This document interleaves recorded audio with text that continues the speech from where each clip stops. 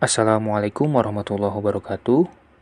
Perkenalkan, kami dari kelompok 1 Pendidikan Pancasila. Kami akan menjelaskan materi tentang Pancasila dalam perspektif sejarah perjuangan bangsa. Kelompok kami yang beranggotakan saya sendiri Agni Sopian, dan rekan saya Anissa Putri Mugnia dan Rizky Subagja. Yang pertama, latar belakang. Dasar negara adalah landasan kehidupan bernegara. Dasar negara bagi suatu negara merupakan suatu dasar untuk mengatur penyelenggaraan negara.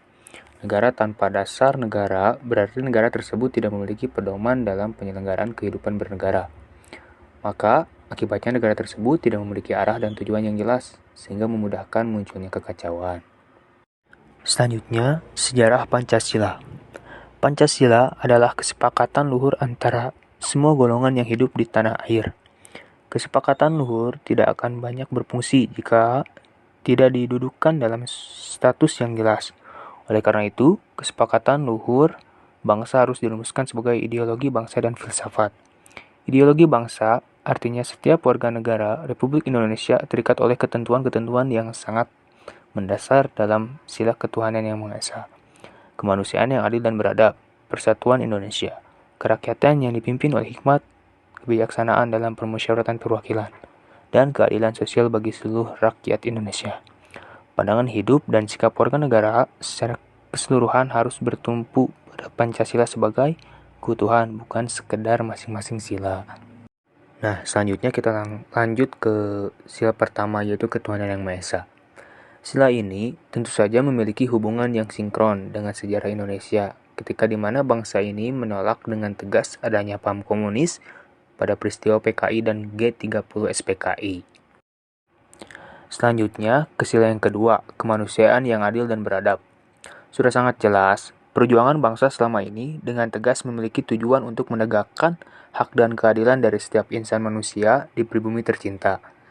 Sejak zaman penjajahan bangsa asing sampai zaman penjajahan bangsa terhadap bangsanya sendiri, serta pada detik ini juga kita masih memiliki tujuan dan prinsip yang kokoh, bahwasannya kemanusiaan tonggak berdirinya jati diri seluruh pribadi. Maka ketika seorang manusia menganiaya manusia yang lain, secara tidak langsung dia juga menganiaya dirinya sendiri.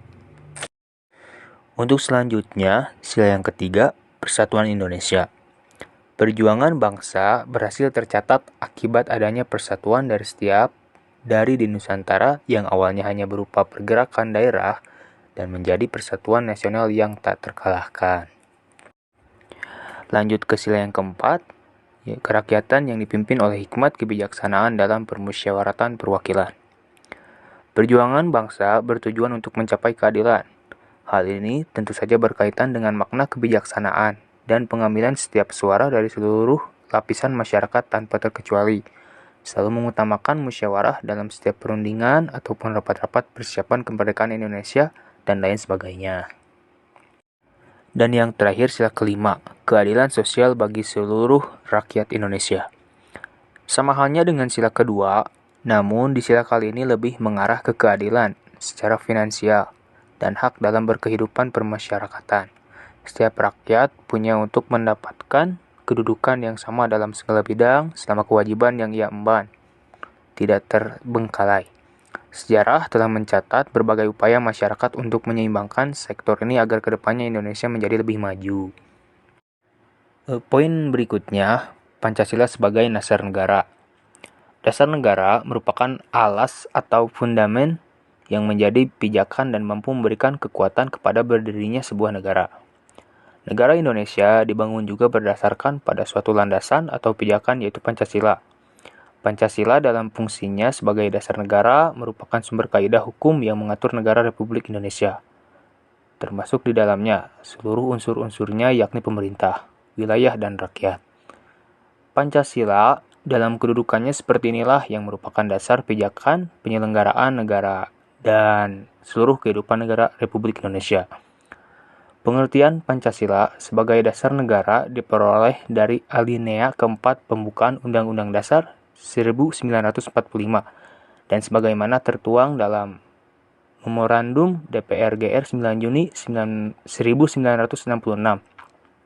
yang menandaskan Pancasila sebagai pandangan hidup bangsa yang telah dimurnikan dan dipadatkan oleh PPKI atas nama Bangsa Rakyat Indonesia menjadi dasar negara Republik Indonesia. Memorandum DPR GR itu disahkan pula oleh MPRS dengan ketetapan nomor XX MPRS 1966. Pada poin terakhir, Pancasila di masa saat ini. Bagaimana sih Pancasila di masa saat ini? Nah, sebagai contoh warga Indonesia yang aktif di organisasi persaudaraan, ini menyebut tidak adanya keadilan sosial. Para pemimpin negara yang semestinya memakmurkan rakyat, tapi ternyata tidak. Kekayaan rakyat dicuri dan semua amburadul. Indonesia sekarang banyak menghadapi masalah besar. Seperti saat ini, masalah tentang kekuasaan diperebutkan, berita bohong tentang politik di mana-mana, korupsi semakin merajalela, hukum dimanipulasi. Bukan digunakan untuk melindungi kepentingan rakyat, tapi untuk melindungi penjahat-penjahat atau koruptor-koruptor di kalangan para pengusaha negara dan juga terorisme. Nah, kesimpulannya, Pancasila sebagai pandangan hidup suatu bangsa dan dasar negara Republik Indonesia. Pancasila telah melekat dan mendarah daging pada masyarakat Indonesia. Maka masyarakat Indonesia menjadikan Pancasila sebagai pedoman hidup ataupun menjadikan Pancasila sebagai perjuangan utama oleh masyarakat bangsa Indonesia. Oleh karena itu, setiap warga negara Indonesia mulai menerapkan nilai-nilai pada Pancasila tersebut, baik di daerah maupun di pusat. Berdasarkan penjelasan di atas, kita dapat menyadari betapa pentingnya Pancasila sebagai pedoman bangsa Indonesia. Maka kita harus menjunjung tinggi dan mengamalkan sila-sila Pancasila tersebut. Sekian dari kami dan terima kasih atas perhatiannya. Mohon maaf bila ada kata-kata yang kurang berkenan. Assalamualaikum warahmatullahi wabarakatuh.